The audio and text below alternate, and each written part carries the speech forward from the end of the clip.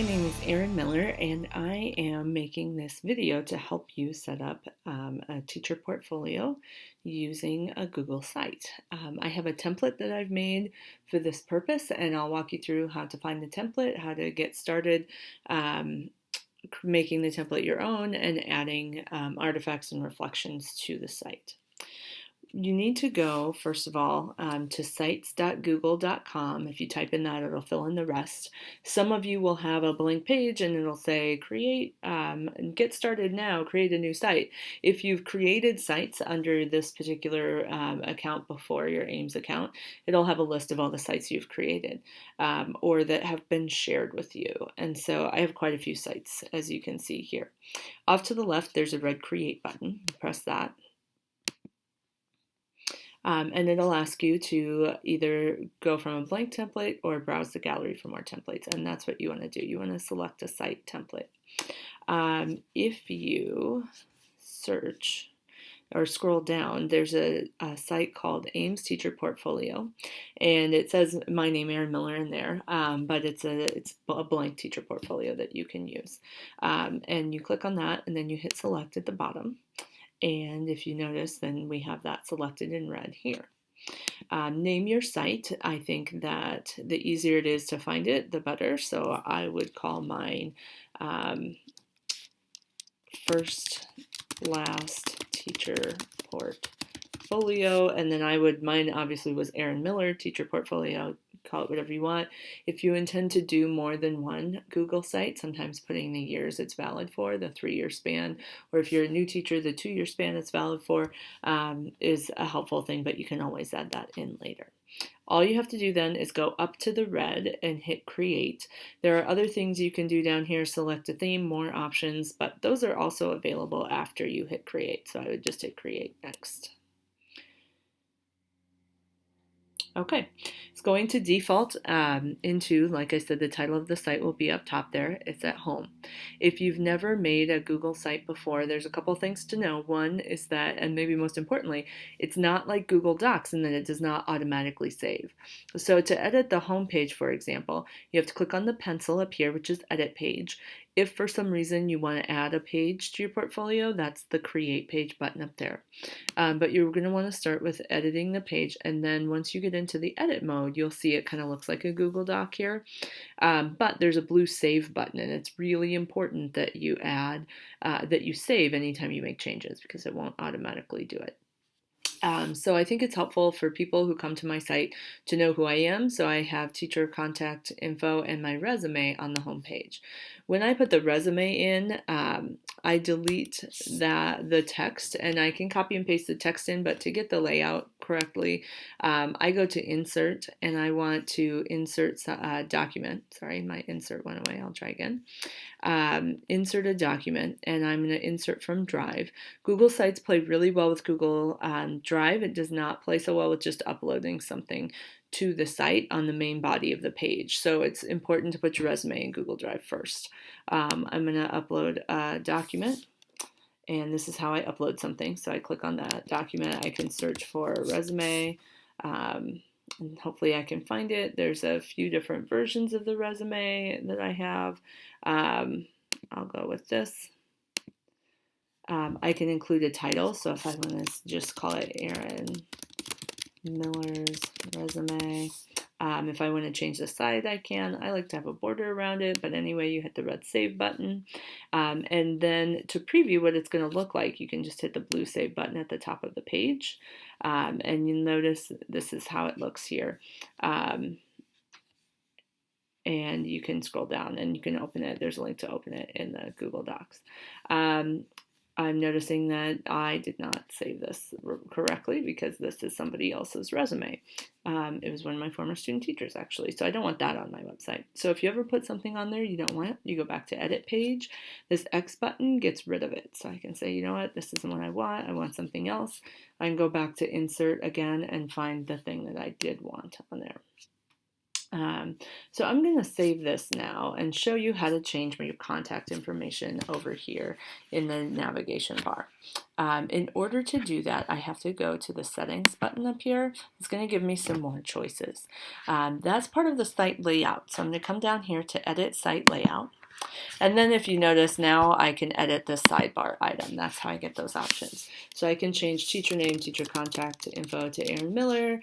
And I could do my personal address, or I could do Ames High School, 1921 Ames High Drive, Iowa 5010. I could do my email. And if I wanted to put my phone number out for all the world to see, I could do that. And I could do Aaron Miller up here. So throughout the site, pretty much anywhere you have like teacher name or anything like that, you can insert your name for it. You can add sidebar items if there are other things you would like on there, or change the layout in this way too. So unlike the other sections of the sites, all you have to do is come up here and hit the blue close button. There's no save option here, and you will get now your own contact information there. To edit one of the standard pages, you just click on standard, the standard that you want.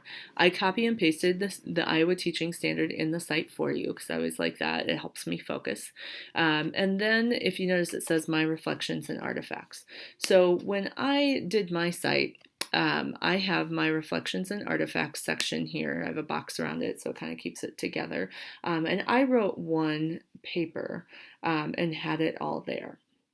I can show you a finished page in just a few minutes, but then if you notice you'll want to delete these directions when your final site is done, but it reminds you that if you want to add files, it's not going to work as well if they're not Google Docs. And I think that it just, for me personally, I like the organization better if it's just a file down here at the bottom.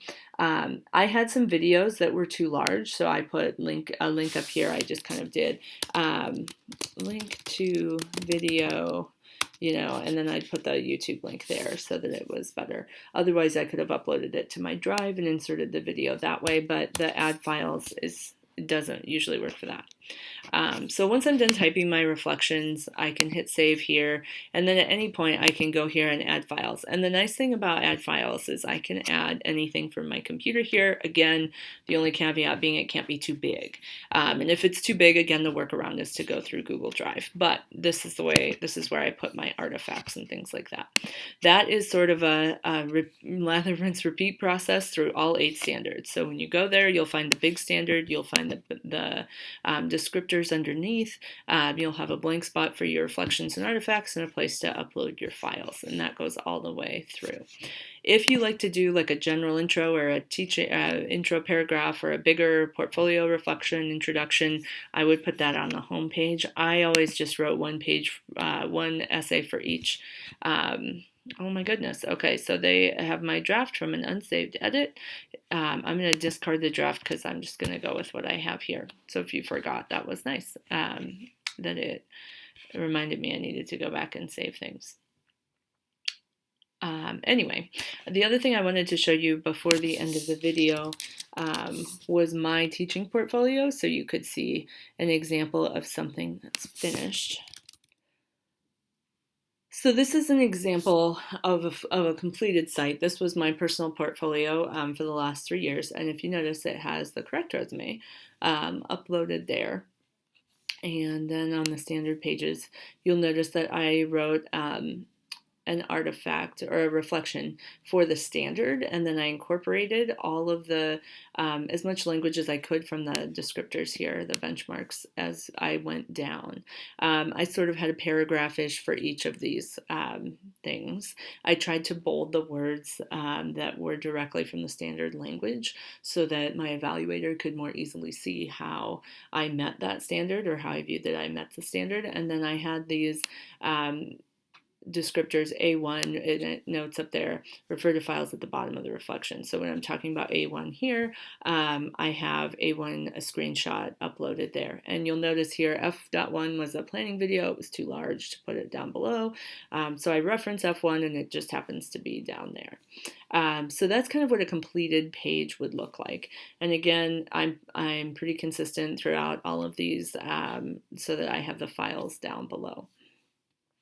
So that's anyway a completed standard. So when you're back editing your teacher portfolio site, that's pretty much what you need to do. Update the homepage, the teacher contact info, add in your reflections, add in files for artifacts, and you're good to go. I will tell you that if you are not a fan of my color scheme, or you would just like to have it differentiated from mine, if you click on the setting gear and you go down to manage site, that's where you're going to get a lot of those options that we kind of skipped over before. And it's totally fine to change any of them. If you want to change the site name, this is how you do it. Just retype things up there. Be careful though, when you change the site name, it does actually change the URL. So if you've already shared it with your administrator, don't change your site name at that point, or you'll have to send them an updated link.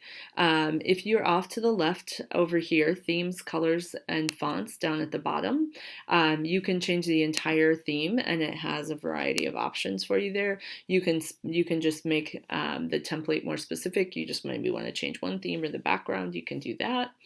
There's also sharing and permission. So when you're ready to make the site public, you can make it, change it from private access. I would suggest at least anyone at Ames Community Schools with the link so your evaluator can access it, but you can go as public as you'd like with it.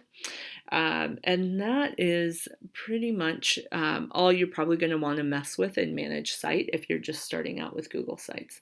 There are many more things that Google Sites can do, but this will get you through your basic portfolio. Again, to go back to the site, you always want to hit save in red first, and then you can click first to go back to the site there, and it'll take you back here, and you can have those options for editing the pages as you go. So thank you for watching. Please, please, please don't hesitate to contact me if you have any questions at any point. I'm more than willing to help you, as are your technology building coaches, or just your building coach in general. And I'm sure Vonda is willing to help as well. So my email is down on the bottom, Erin Miller, or you can contact me here at Crawford. My phone number is 515-231-2170. Thank you for watching, and I hope that you have great success creating your digital teacher portfolio.